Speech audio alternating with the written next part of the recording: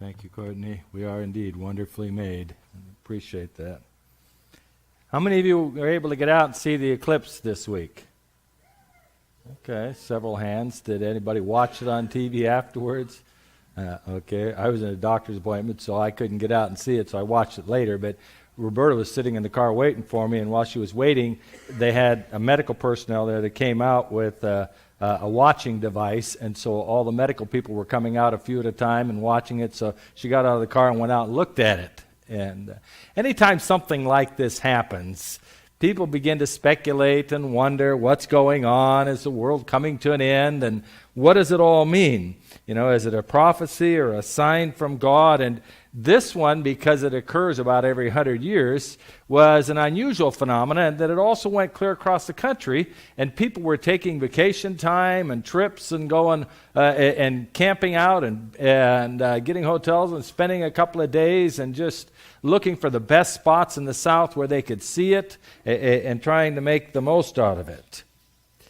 And it's interesting because, you know, when you think about that, the world conditions right now almost make it ripe for all these prophetic fanatics to share their ideas and what's going on. I mean, when you think about it, our president that we have now has generated a lot of controversy since he's been in office, and has stirred things up in the United States. We know that racism is a big issue, and it's reared its ugly head again. We know that violence is on the increase and on the rise, and suicides and the terrible things that are happening not only here but around the world. And then we think about all the terrorism that's going on and in different places of the world, and the vigilance we have to keep here in America. And then you think about North Korea and threatening Guam and other places of the world with their nuclear capability. And it's no wonder that fanatics are trying to figure out, well, what's going on and what's happening in our world. There's an interesting news story that came out of Israel, the Israel News.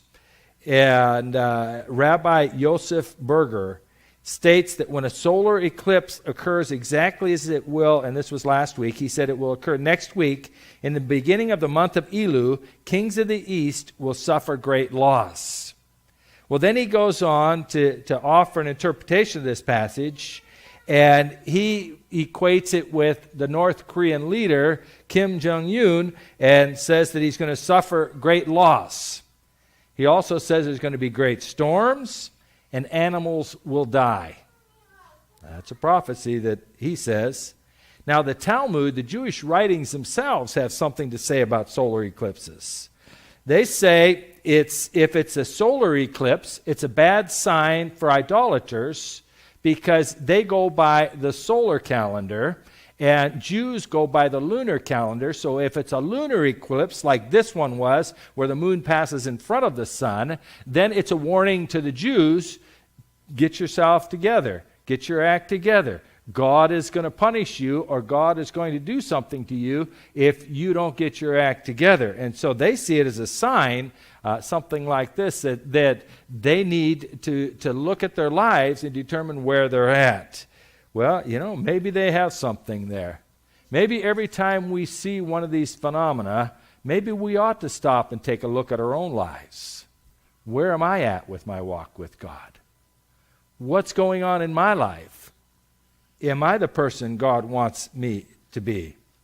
Now, if you're a rapturist, there are certain rapturists that have the idea that in 2017 we have this eclipse going on, and as you know, it goes across the country like this from the northeast and goes down to the southeast or northwest of the southeast like that.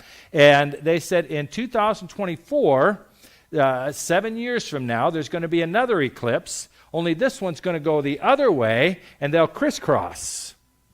And they see that as a sign. Rapturists see that as a sign as 2017 is beginning of the 7-year tribulation, and 2024 will be the end of the 7-year tribulation. Some of you are looking at me with blank faces and, huh? I don't get it either, but that's one of the things that they're saying. As we look at all of this, I think it's important for us to say, what does the Bible say? What does the Bible, or how does the Bible look at these kinds of things? And to me, the best place to start is right at the beginning, Genesis 1. And let's go back to creation. Genesis 1. And I want to look at verse 14. It's the fourth day of creation. And here's what God says in verse 14. And God said, let there be lights in the firmament of the heavens, to divide the day from the night. So it doesn't say sun and moon, does it? Just says lights to divide the day from the night. And let them be for signs and for seasons and for days and years. Now we understand the seasons, we understand the days and the years, but nobody has really figured out what does that verse mean by signs.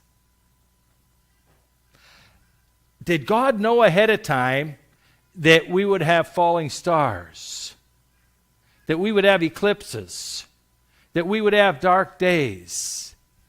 And did he put those in there as signs for us to remind us, because he knew sin was coming, that he would come back again and get us? I believe that's what he did. That God wanted to give us every opportunity he could to help remind us of who he is and how much he loves us, and that he's coming back to get us. So he put signs there for us to remind us. And so let's take a look at some of these verses, and let's go to Exodus chapter 10 for the next one. I want to look at some of these verses to talk about a dark day and see what it says. What does the Bible really say about these things? Now, when we go to Exodus chapter 10, in verses 21 to 23, here it's talking about the ninth plague in the children of Israel's sojourn out of Egypt. They're getting ready to leave Egypt, and of course Pharaoh doesn't want them to go. And every time he says yes, they get ready to go, and then he changes his mind and says no, and they can't go, and so God sends a plague. Now we're down to the second to the last plague, the ninth plague. The 10th plague is where the firstborn in every household that didn't sprinkle the blood on the doorpost is killed by the death angel that passes over. The ninth plague tells us in verse 21, and the Lord said unto Moses, stretch out thine hand toward heaven, that there may be darkness over the land of Egypt, even in darkness which may be felt. And Moses stretched forth his hand toward heaven, and there was a thick darkness in all the land of Egypt 3 days. They saw not one another, neither rose any from his place for 3 days. But all the children of Israel had light in their dwellings. It's interesting that God would choose darkness for these plagues. God doesn't do anything without a reason, does he? God chooses darkness because Amun-Ra is the sun god of Egypt. And God is saying to the people of Egypt, he's saying, you think your God is so strong? Watch this. And he blots out the sun for 3 days. Where's your God now? Come, your God's not helping you. And it's interesting, during this time, the children of Israel all have light in their houses. It doesn't say that they lit a candle. It doesn't say that they started a fire in the fireplace. It says they had light in their dwellings. God provided light where there was darkness. Boy, there's a lesson for all of us, isn't it? God always provides light where there's darkness, doesn't he? God always gives us hope. God always gives us encouragement. God is always there for us, even in the darkest times of our life. The devil cannot overcome God. Well, let's go into the New Testament. And I want to look at Matthew chapter 24. I mean, if we're going to talk about signs and we're going to talk about what's happening in the last days, we have to go to Matthew 24 and look at what it says there. And so as we look at Matthew 24, verses 29 and 30. Matthew 24, 29 and 30. Immediately after the tribulation of those days shall the sun be darkened, and the moon shall not give her light, and the stars shall fall from heaven, and the powers of the heavens shall be shaken. And then shall appear the sign of the Son of Man in heaven, and then shall all the tribes of the earth mourn, and they shall see the Son of Man coming in the clouds of heaven with power and great glory. So as it's talking about the signs of the time of the end, obviously this event happens just before Jesus comes back again, because the dark day comes and the stars fall from heaven, and then the next thing you know, the Son of Man is coming back again. Christ is returning. And so to understand this, let's go to Daniel chapter 7. Daniel chapter 7.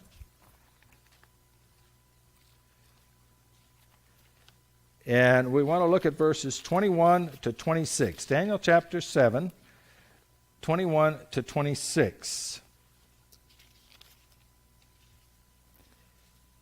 I beheld, and the same horn made war with the saints and prevailed against them. This is talking about the little horn power, or the papal system that takes over from pagan Rome, until the Ancient of Days came and judgment was given to the saints of the Most High, and the time came that the saints possessed the kingdom.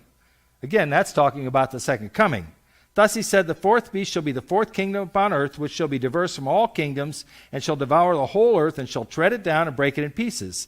And the 10 horns out of this kingdom are 10 kings that shall arise, and another shall arise after them, and he shall be diverse from the first, and he shall do 3 kings. And he shall speak great words against the Most High, and shall wear out the saints of the Most High, and think to change times and laws, and they shall be given into his hand until at times and times and the dividing of times. But the judgment shall sit, and they shall take away his dominion, to consume and to destroy it unto the end. We also know this as the 1260 days or years, when you look at prophecy and what prophecy is talking about. And so when we're looking at this prophecy in Matthew, what it's saying is that this dark day and the stars falling is going to happen after the end of the 1260 days or years, which is 1798, when you look at history and you put it together that way. But now we want to look at something else that goes along with that, and that's Revelation chapter 6 and verses 12 to 16. Revelation 6, 12 to 16. By the way, Mark shares the same prophecy as Matthew does. He just words it a little bit different. But Mark says the same thing in Mark 13, 24, and 25. But now in Revelation chapter 6, we have the 6th seal is open. We have 7 seals. The 7th seal is right on the heels of the second coming of Christ. Just as Christ is coming back, you have the 7th seal. So the 6th seal is between the time of the end and the end of time and when Christ comes back again. And so the 6th seal is opened in Revelation chapter 6 and verse 12. And I beheld when he had opened the 6th seal, and lo, there was a great earthquake, and the sun became black as sackcloth of hair, and the moon became as blood. And the stars of heaven fell unto the earth, even as a fig tree casteth her untimely figs, when she is shaken of a mighty wind. And the heaven departed as a scroll, when it is rolled together, and every mountain and island were moved out of their places. And the kings of the earth, and the great men, and the rich men, and their chief captain, and the mighty men, and every bondman, and every freeman, hid themselves in the dens and the rocks and the mountains to fall on them. And said to the mountains and rocks, fall on us, and hide us from the face of him that sitteth on the throne, and from the wrath of the Lamb. For the great day of his wrath is come, and who shall be able to stand? These events are so close together. This 6th seal and the second coming of Jesus are so close together that in the Bible, God doesn't separate them. He just puts them back to back like that. There's not a lot of time period. Folks, we've been living on borrowed time since 1798. Jesus could come back anytime. And when we have an eclipse, or something phenomenal that happens in the sky that way, we ought to be reminded that Jesus is coming back, and he's coming back very soon. Are we ready? Are we ready? As it talks about that dark day in May 1780, and when you look at prophecy and when you study this all out completely, we know that it's talking about May 1780, and this was the dark day in New England. Now, when this happened, nobody had any idea why it was happening. And scientists have tried to speculate, and they think that maybe there was a huge forest fire back then. And so all the smoke and everything else from the forest fire is what made it so black. But they haven't really been able to prove it. And it was just a phenomena that happened. And I'd like to share just a little bit this is newspaper accounts and first-hand accounts of May 19, 1780, known as the Dark Day. It started out as a typical, if not gloomy morning. The skies were cloudy and cool, and a light rain was falling over some areas. Across Maine, New Hampshire, Rhode Island, Massachusetts, and Connecticut, people rose and began to mill about their towns and farms. It wasn't until around 8 or 9 a.m. that most noticed something was amiss. A mass of rust-tinted clouds suddenly blew in from the west and began to blot out the still rising sun. Instead of growing brighter, the skies dimmed and turned hazy and copper-colored. In Weston, Massachusetts, merchant Samuel Phillips Savage marveled that a veil of color of cider had descended over the whole visible heavens. The muddy mass of shadow and fog continued to gather as the morning progressed. Connecticut's Joseph Jocelyn was forced to abandon work on a stone wall for want of light. And Savage noted that a neighbor stopped shoveling manure when he realized he couldn't discern the difference between the ground and the dung. By noon, the sun's disk was completely obscured, leaving much of New England in the grip of a gloomy blackness. When people were forced to work and take lunch by candlelight, others simply stared in hushed amazement at the scenes unfolding around them. The fowls retired to roost. Harvard professor Samuel Williams wrote, "The cocks were crowing all around, as at break of day. Object could not be distinguished but at a very little distance, and everything bore the appearance of gloom of night. Cows, believing the sun had set, wandered back to their barnyard stalls. Crickets chirped, and frogs croaked. Flowers folded their petals. The birds of the night were abroad," Savage wrote, "and by their melancholy notes added to the solemnity of the scene." For much of the God-fearing population of New England, the sudden blackout seemed positively biblical. A very general opinion prevailed that the day of judgment was at hand. Well-known clergyman Timothy Dwight. People rushed to the nearest church to confess their sins and say a prayer. Some even hunted down their local parson and demanded an impromptu sermon. When asked for a spiritual explanation for what was happening, one sardonic revert supposedly quipped that he was in the dark about the matter just as you are. There was a famous scene that was unfolding in the Connecticut Governor's Council. They were shaken by a preternatural darkness, and some of the politicians suggested, let's end the meeting early. Let's just go home. I mean, it's too dark to see to work anyhow. But Councilman Abraham Davenport, a Connecticut militia colonel, he wouldn't have anything to do with it. He said, "Look, I'm against adjournment. The day of judgment is either approaching or it is not. If it is not, there is no cause for an adjournment. If it is, I choose to be found doing my duty. I wish, therefore, that candles may be brought." Stirred by these words, the council agreed to continue their session by candlelight. Even John Greenleaf Whittier, the great poet, wrote a couple of poems about that incident and that time. Save for a few peaks of sunlight in the afternoon, the shade lingered over the northeast for the rest of the day. The night that followed was remembered as one of the darkest on record. New Hampshire's Samuel Tenney deemed it as gross as ever had been observed since the almighty fiat gave birth to light. A sheet of white paper held within a few inches of the eyes was equally invisible with the blackest velvet. Imagine it. Think about this. The intense darkness of the day was succeeded, an hour or two before evening, by a partially clear sky, and the sun appeared, though it was still obscured by the black, heavy mist. But this interval was followed by a return of the obscuration with greater density that rendered the first half of the night hideously dark beyond all former experience of the probable million of people who saw it. From soon after sunset until midnight, no ray of light from moon or star penetrated the vault above. It was pronounced the blackness of darkness. Said an eyewitness of the scene, "I could not help conceiving at the time that if every luminous body in the universe had been shrouded in impenetrable darkness or struck out of existence, the darkness could not have been more complete. Though the moon rose that night to the full, it had not the least effect to dispel the death-like shadows. After midnight, the darkness disappeared, and the moon, when first visible, had the appearance of blood."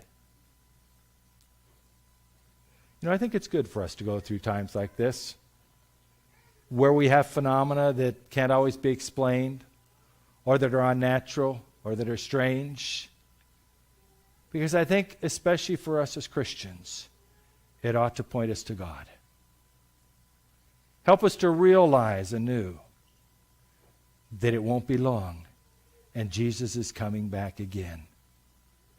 And ask ourselves the question, am I ready? Is God sending me a sign?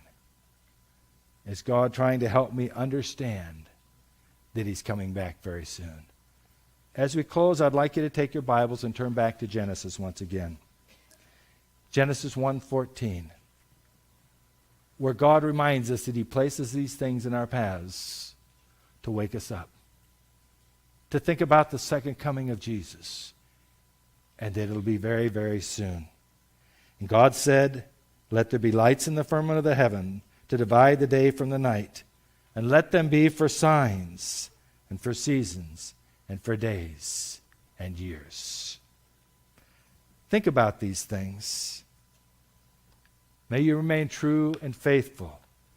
May you remain close to Jesus, so that when He does come, you will be ready. Oh, be faithful. Number 602 in our hymnals.